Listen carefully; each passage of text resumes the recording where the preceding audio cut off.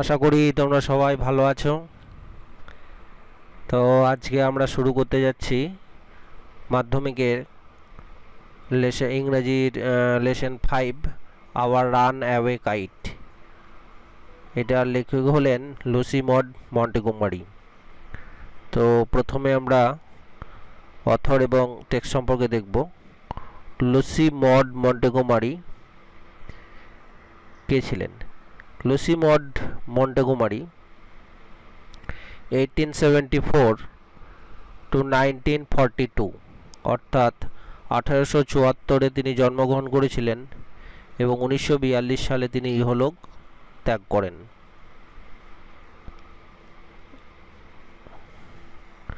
তিনি আগে ছিলেন was a Canadian author best known for series of novels beginning with Anne Green Gables। তিনি কতগুলো বিখ্যাত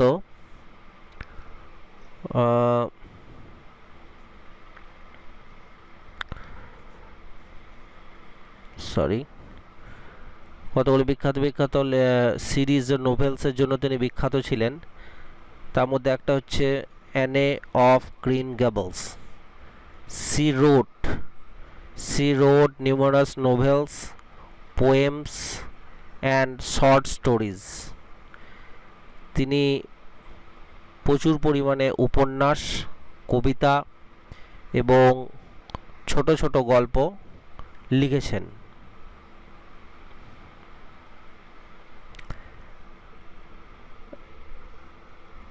She was made an officer of the Order of the British Empire in 1935। 1935 সালে তিনি এই সম্মানটা পান, an officer of the Order of the British Empire। এই গল্পটা কি নিয়ে সেটা আমরা দেখব।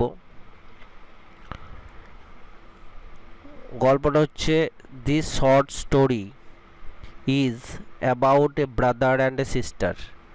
একটা ভাই এবং বোনের গল্প।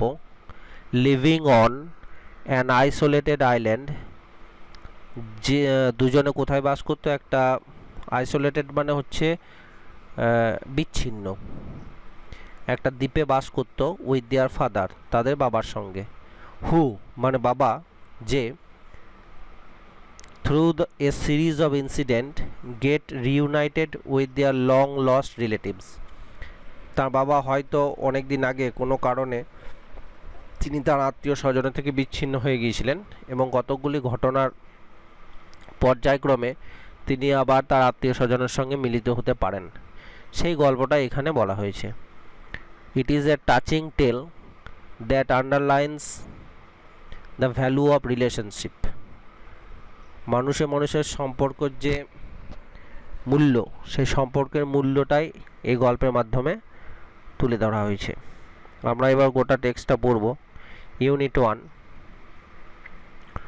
অফকোর্স, অবশ্যই, there was nobody for us to play with on the big half moon.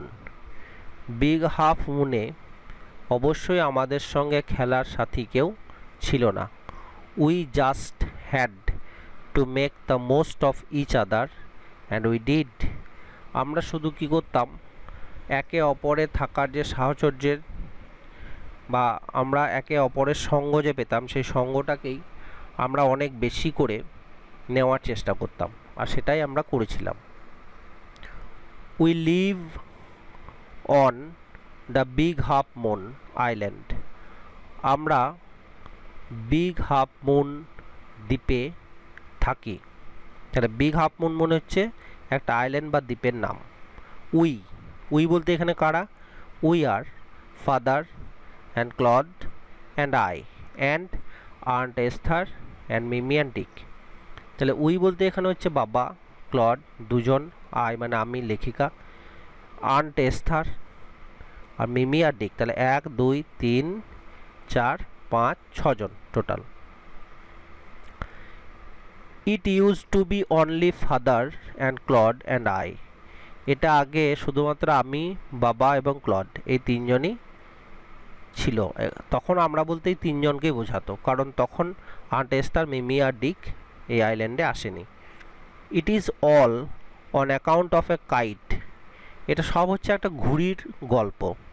That there R more of us, এখানে যে আমরা, আমি, ক্লড এবং বাবা ছাড়াও এস্থার, মিমি আর ডিক এখানে এসেছে, এ সব কিছু একটা ঘুড়ির জন্য।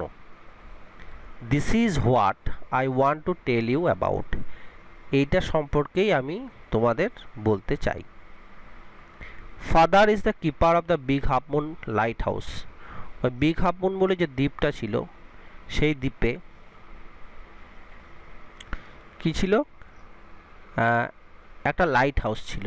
লাইট হাউস কি, সমুদ্রের ধারে যে জায়গাগুলো থাকে বন্দর টন্দর, সেই জায়গাগুলোতে একটা লম্বা উঁচু বিশাল ঘরের মতো করা থাকে, যার একেবারে উপরে আলো জ্বলে, যাতে সমুদ্রের জাহাজে যারা আসছে দূর থেকে তারা সেই আলোটা দেখে বুঝতে পারে যে হ্যাঁ ওখানে সমুদ্রটা শেষ হয়েছে, ওখানে মাটি পাওয়া যাবে গেলে। সেটাই লাইট হাউস। সেই লাইট হাউসের মেনটেনেন্স করতেন কে, তার বাবা, তার কিপার ছিলেন। আই এম 11 ইয়ার্স ওল্ড, তাহলে লেখিকা হচ্ছেন মাত্র 11 বছর বয়সী, ঠিক না। ক্লডে ইজ 12, আর ক্লড হচ্ছে 12 বছর বয়সী। ইন উইন্টার, শীতের দিনে, when the harbour is frozen over, যখন হারবার বা বন্দর পুরোপুরি বরফে জমে ঢাকা হয়ে যেত, we all move over to the mainland, আমরা সবাই তখন সেই দ্বীপ ছেড়ে, মেনল্যান্ড মানে দ্বীপ, তারপর সমুদ্র, তারপরে যে স্থলভূমি আছে সেই স্থলভূমিতে গিয়ে আমরা থাকতাম। As soon as spring comes, যখনই আবার বসন্ত এসে যেত, back we sail to our own dear island, তারপরেই আমরা আমাদের এই প্রিয় আইল্যান্ডে বা দ্বীপে ফিরে আসতাম। The funny part used to be that people always pitied us when the time came for us to return. সবথেকে মজার যেটা বিষয়, মানে লেখিকা যে বা লেখক যে এটাই মজার বিষয় বলে মনে হতো, যে যখন তাদের কাছ থেকে ছেড়ে আসার সময় হতো, সেই সময় প্রত্যেকে আমাদের ওপরে দয়া বর্ষণ করতো, কারণ আমাদেরকে আবার গিয়ে সেই একাকী দ্বীপে থাকতে হবে। কিন্তু এটা আদৌ দয়ার বিষয় ছিল না, বরং আমরা খুব আনন্দিত হতাম, কারণ এই দ্বীপে তাদের খুব ভালো লাগতো। সেই জন্য এখানে ডিয়ার কথাটা ব্যবহার করা হয়েছে, dear island. They said we must be so lonesome over there, তারা বলতো যে আমরা হয়তো সেখানে খুব একাকী বোধ করি। With no other children near us, কারণ আমাদের কাছে অন্য কোনো ছেলে মেয়েরা থাকতো না। Of course Claude and I would have like to have someone to play with us, Claude আর আমি অবশ্যই এটা চাইতাম বা ভালোবাসতাম যে অন্য কেউ আমাদের কাছে থাকুক, আসুক এবং আমরা খেলবো। It is hard to run pirate caves and things like that with only two, pirate caves হচ্ছে একটা খেলার নাম এখানে। পাইরেট কেভস যে খেলা বা অন্য কোনো যে খেলা, যে খেলাগুলোতে মাত্র দুজনে হয় না, সেই খেলাগুলো চালানো আমাদের পক্ষে, দুজনের পক্ষে খুব কঠিন হতো, দুজনের মানে দুজন নিয়ে খেলাটা হয় না।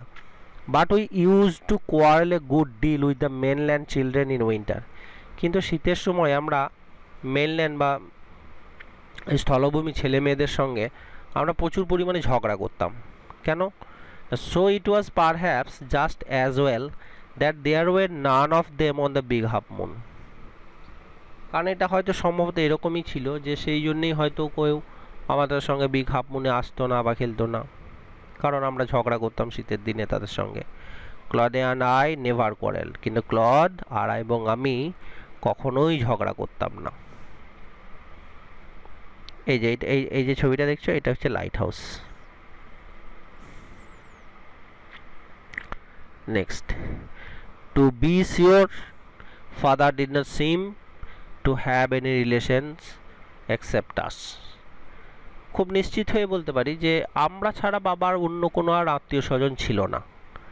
This use to puzzle Claude and me, এই ব্যাপারটাই আমাকে এবং ক্লডকে খুব অবাক করে দিত যে আমাদের কোনো আত্মীয় স্বজন কেন নেই। Everybody on the mainland had relations, মেনল্যান্ডে যে সমস্ত ছেলেমেয়েরা থাকতো প্রত্যেকেরই আত্মীয় স্বজন ছিল। হোয়াই হ্যাডন্ট উই, কিন্তু কেন আমাদের ছিল না? Was it because we lived on an island, এটার জন্য কি, কারণ আমরা একটা দ্বীপে বাস করতাম বলে। We thought it would be so jolly to have an uncle and aunt and some cousins. আমরা ভাবতাম বা ভেবেছিলাম যে এটা কতই না মজাদার বা আনন্দের হবে যদি আমাদের একটা কাকা বা কাকিমা, কিছু কাকা কাকিমা ছেলে মেয়ে বা মামা মামি এই ধরনের কোনো আত্মীয় স্বজন আমাদের থাকতো। Once we asked father about it, একবার আমরা বাবাকে জিজ্ঞাসা করেছিলাম এটা সম্পর্কে। But he looked so sorrowful, কিন্তু তাকে দেখে এতটাই দুঃখজনক মনে হয়েছিল যে বাবা খুবই দুঃখিত হয়ে পড়েছিলেন এই কথাটা শুনে। দ্যাট উই হার্ডেন্ড, যে আমরা পরবর্তীকালে তাকে আর এই ব্যাপারে জিজ্ঞাসা করার কোনো ইচ্ছাবোধ করিনি। He said it was all his fault, তিনি বলেছিলেন যেটা হচ্ছে পুরোপুরি তার দোষ। Claude and I didn't understand what he meant, ক্লড আর আমি এটা বুঝতেই পারিনি যে তিনি কি বলতে চেয়েছেন। তো ইউনিট 1-এ এইটুকু হচ্ছে টেক্সট। এরপরে যে কম্প্রিহেনশন এক্সারসাইজ সেগুলো আমরা দেখব। প্রথমে হচ্ছে choose the correct alternative to complete the following sentences.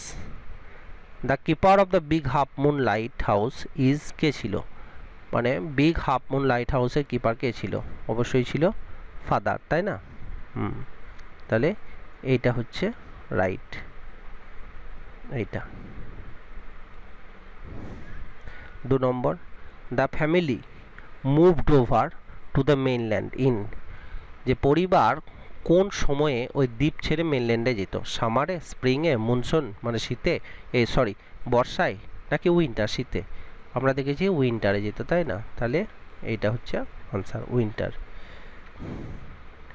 When asked about relations father looked, যখন আত্মীয় স্বজনের সম্পর্কে কথা জিজ্ঞাসা হয়েছিল তখন বাবাকে দেখে কি মনে হয়েছিল? হ্যাপি মানে সুখী, অ্যাংরি রাগী, সরফুল খুব দুঃখিত, ইরিটেটেড না অস্বস্তিকর, সরফুল। তাহলে আমাদের এই সরফুলটা হচ্ছে answer. Next, fill in the chart with information from the text. Name of the island, তাহলে আইল্যান্ডের নামটা কি? এখানে শুধুমাত্র আইল্যান্ডের নামটা লিখলেই হবে। কি নাম ছিল আইল্যান্ডের? বিগ হাফ মুন, তাই না? তাহলে আমরা এখানে কি লিখব? Big half moon. তাহলে আমাদের এখানে শুধু বিগ হাফ মুন লিখলেই হবে, বিগ হাফ মুন, এটাই হচ্ছে তার নাম। এজ অফ ক্লডে, ক্লডের এজ কত ছিল? তা আমরা কি দেখেছি ক্লডে কত এজ ছিল? এই যে এখানে পরিষ্কার দেওয়া আছে, আমরা কোনোটাই না দেখে লিখব না। এই যে এখানে I am 11 years old, Claude is 12, তাহলে ক্লডের বয়স হচ্ছে 12। তাহলে আমরা এখানে পরিষ্কারভাবে লিখব 12, শুধু এইটুকু লিখলেই হবে, TWELVA, এইটুকু লিখে দিলেই হয়ে গেল। The game played by Claude and the narrator, narrator মানে হচ্ছে এখানে লেখক বা অথর। কি গেম খেলতো তারা? এই যে এখানে বলা আছে,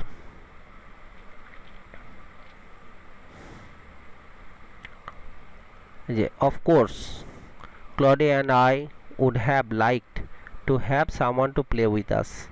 It is hard to run pirate caves and things like that.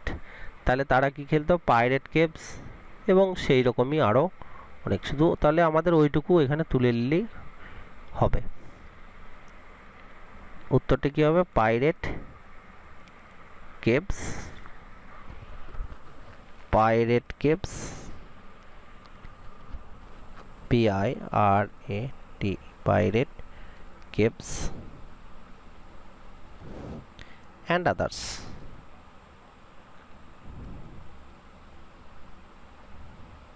বাস, এইটুকু হচ্ছে এর আনসার। নেক্সট আমরা দেখব true ফলসে। State whether the following statements are true or false. Provide sentences, phrases or words in support of your answer. People felt that Claude and the narrator were lonesome. People felt, মানুষজন এটা মনে হতো মানুষের যে তারা হয়তো একাকী থাকে। তাহলে এটা ট্রু, কারণ এটা তো সত্যি। তাহলে আমরা এখানে কি লিখব? এটা হচ্ছে ট্রু। সাপোর্টিং স্টেটমেন্ট কোনটা দেবো? সাপোর্টিং স্টেটমেন্ট আমরা এখান থেকে এইটা তুলে নিয়ে দিতে পারবো। আমরা বই থেকেই লিখবো পরিষ্কার, কারণ এখানে সবই আছে।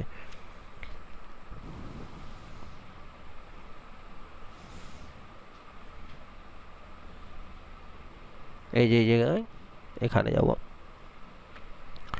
The funny part used to be that people always pitied us when the time came for us to return. They said we must be lonesome over there.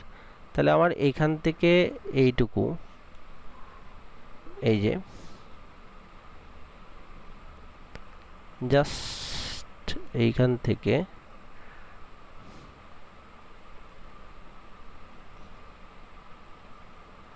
এইটুকু,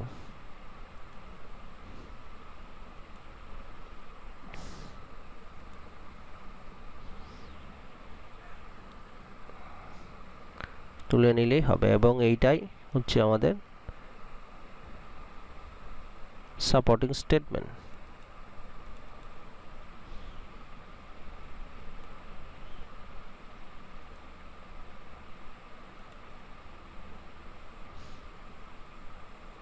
এই যে আমাদের এইটার দরকার নেই। এইখান থেকে এই যে they said we must B,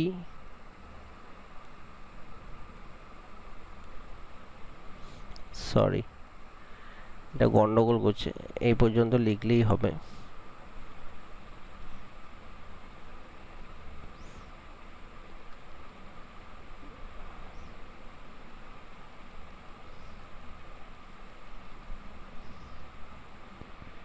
হ্যাঁ, এই পর্যন্ত লিখলেই হবে।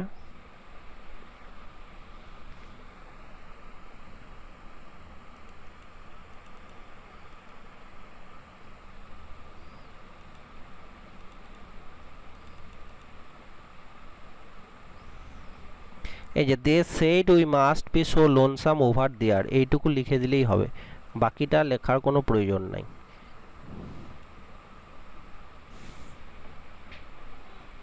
ঠিক আছে, next, Claude and the narrator কোয়ারেলড।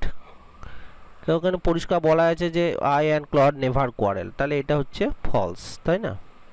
এটা ফলস। আর সাপোর্টিং লাইন হিসাবে কোনটা দিতে হবে? সাপোর্টিং স্টেটমেন্ট হিসাবে এখানে দিতেই হবে যে এটা, আচ্ছা এই জায়গাটা আমরা খুঁজবো সাপোর্টিং স্টেটমেন্ট হিসাবে, যেখানে দেওয়া আছে এই যে ক্লড অ্যান্ড আই নেভার কোয়ারেলড, শুধু এইটুকু তুলে দিলেই হবে, আর কিছু আমাদের প্রয়োজন নেই। এরপরে আমরা দেখব এটা, nobody on the mainland had relations. তাহলে আমরা এখানে কি দেখেছি যে everyone in the mainland had relations, এই যে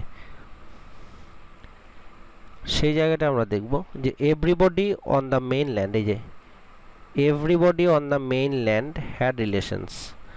তাহলে আমরা এই লাইনটাই এখানে সাপোর্টিং হিসাবে, সাপোর্টিং স্টেটমেন্ট হিসাবে তুলে দেবো যে everybody in the mainland had relations. আর এটা কি দেখলাম? নোবডি ইন দ্য মেইনল্যান্ড, এটা ফলস, তাই না? ঠিক। তাহলে আমাদের কোশ্চেন আনসারগুলো এই পর্যন্ত হয়ে গেল, যতটা ছিল। কোনো অসুবিধা হলে অবশ্যই কমেন্ট করবে, এবং যদি ভালো লেগে থাকে তাহলে বন্ধুদের সঙ্গে শেয়ার করবে। ঠিক আছে, তাহলে আজকে এই পর্যন্তই। ভালো থেকো সবাই, আর নতুন নতুন ভিডিও পাওয়ার জন্য চ্যানেলটা সাবস্ক্রাইব করে রেখো। ঠিক আছে, আজকে এই পর্যন্তই, সবাই ভালো থেকো, নমস্কার।